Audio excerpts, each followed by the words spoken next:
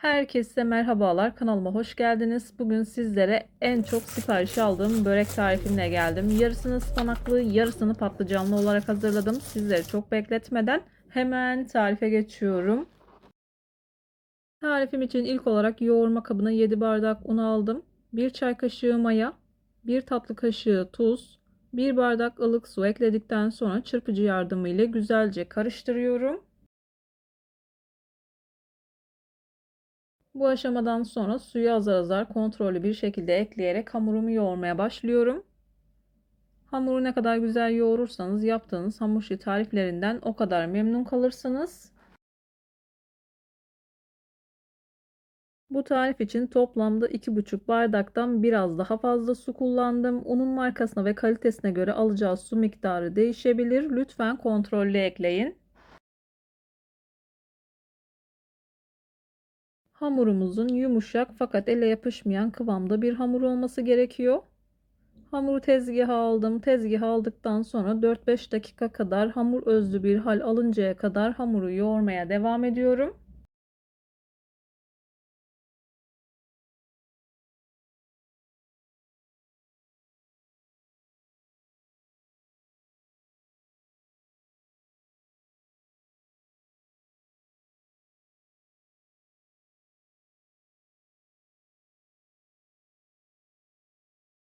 Ben hamurumu yoğurmaya devam ederken buraya kadar gelmiş olan siz değerli takipçilerimden her zaman olduğu gibi ricam yoruma kalp olur, emoji olur veya tarifim hakkında farklı bir fikriniz varsa bunu da benimle paylaşabilirsiniz. Ayrıca videolarımı sevdiğiniz kişilerle de paylaşarak bana bu şekilde destek olabilirsiniz.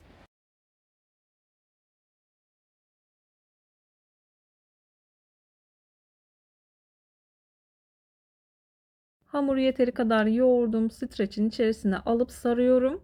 Mayalı bir hamur olduğu için kendini bir tık daha salacak. O yüzden orta sertlikten biraz daha yumuşak olacak şekilde ayarladım. Hamuru dinlendiriyorum. Hamuru dinlendirdikten sonra streçin içerisinden çıkarttım. Hamur kartı ile göz kararı olacak şekilde parçalara ayırdım. Bu hamurdan 7 adet beze elde ediyorum.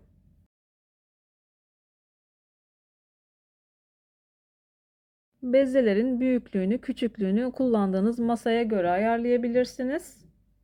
6 kişilik masanın üzerinde açıyorum.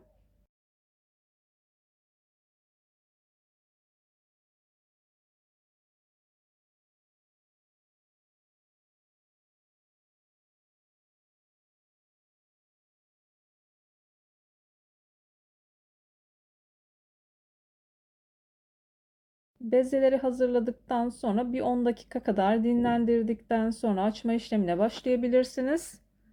Benim vaktim olmadığı için hiç dinlendirme yapmadan açmaya başlıyorum.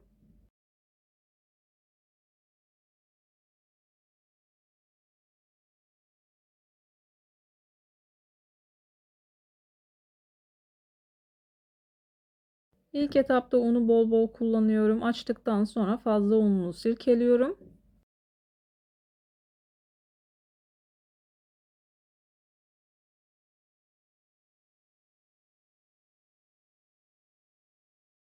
Tam da bu aşamada belirtmek istiyorum. Birçok hamur işi tarifine kanalımdan ulaşabilirsiniz. Tariflerimi gönül rahatlığı ile deneyebilirsiniz. Beğenmediğim, defalarca kez uygulamadığım hiçbir tarifi kanalımda yayınlamıyorum.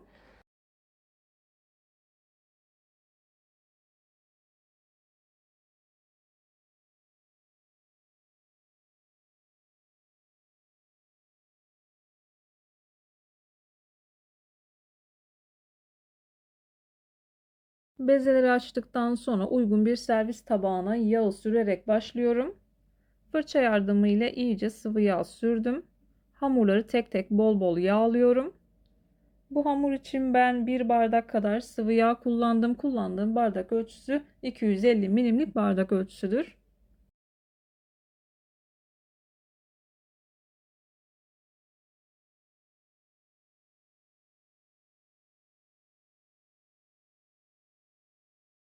Hamurları tek tek yağladıktan sonra üzerini streçliyorum. Yarım saat kadar dinlendiriyorum.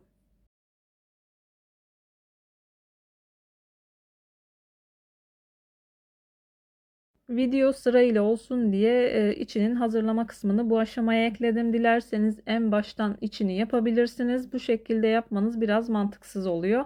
En baştan içini hazırlayın. Bir tane soğanımı yemeklik doğradım. Biraz kavurduktan sonra patlıcanlarımı ekliyorum. Patlıcanları küp küp doğradıktan sonra suyun içerisine bıraktım. Üzerine biraz tuz ekledikten sonra acı suyunu bırakması için yarım saat kadar beklettim.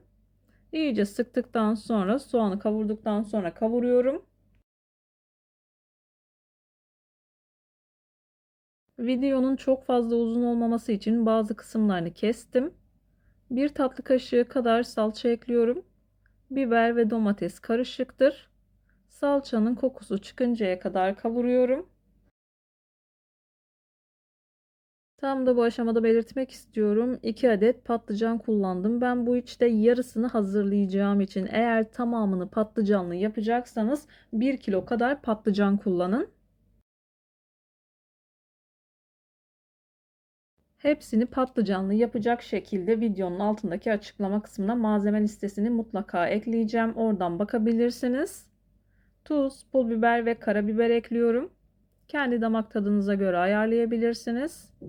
1 tatlı kaşığı kadar pul biber, yarım çay kaşığı kadar karabiber, yine 1 tatlı kaşığı kadar tuz ekledim.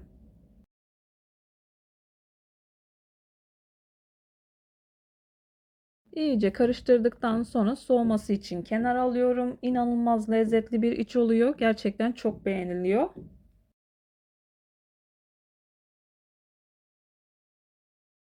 İç harcını tamamen soğuduktan sonra kullanın. Dinlendirdiğim hamuru tezgaha alıyorum. Tezgahı güzelce yağlıyorum.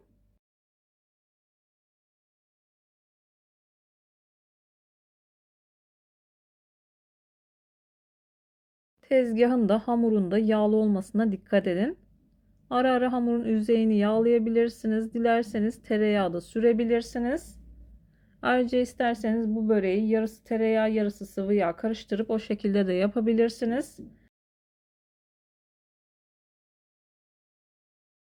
Hamur açarken ufak tefek yırtılmalar olabilir. Hiç önemli değil. Zaten katlayıp sardığımız için arada kayboluyor.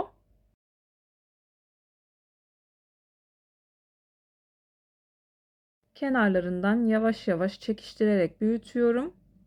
Yeteri kadar büyüttükten sonra videoda görüldüğü gibi katlıyorum. Mayalı bir hamur olduğu için dilerseniz kenarını almayabilirsiniz. Eğer gözünüze kalın gelen kısımları varsa o kısımları alın. Ama eğer inceliyorsa da almanıza gerek yok.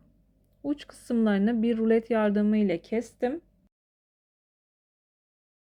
İç harcından yaklaşık 2 yemek kaşığı kadar koydum. Dağıtıyorum. Daha sonra çok da sıkı olmayacak şekilde sarıyorum. Yağlı kağıt serdiğim tepsiye alıyorum.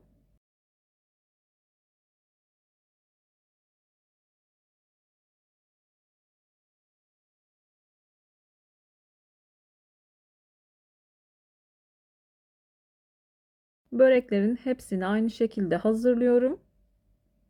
Yağlı kağıt serdiğim tepsiye aldıktan sonra 15-20 dakika kadar tepsi mayası yapıyorum. Mayalı bir hamur olduğu için. Üzerine yarım çay bardağı kadar sıvı yağ gezdiriyorum. Daha sonra bir şişe maden suyunu üzerine döküyorum.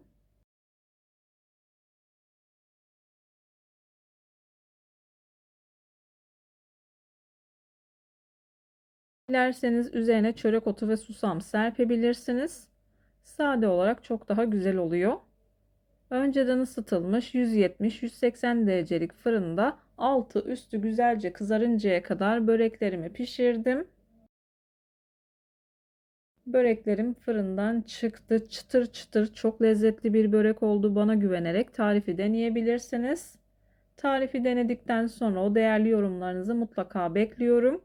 Videoyu beğendiyseniz beğenmeyi, kanalıma hala abone değilseniz kanalıma abone olmayı, bildirim zilini açmayı lütfen unutmayın. Kendinize ve sevdiklerinize çok iyi bakın. Hoşça kalın. Allah'a emanet olun.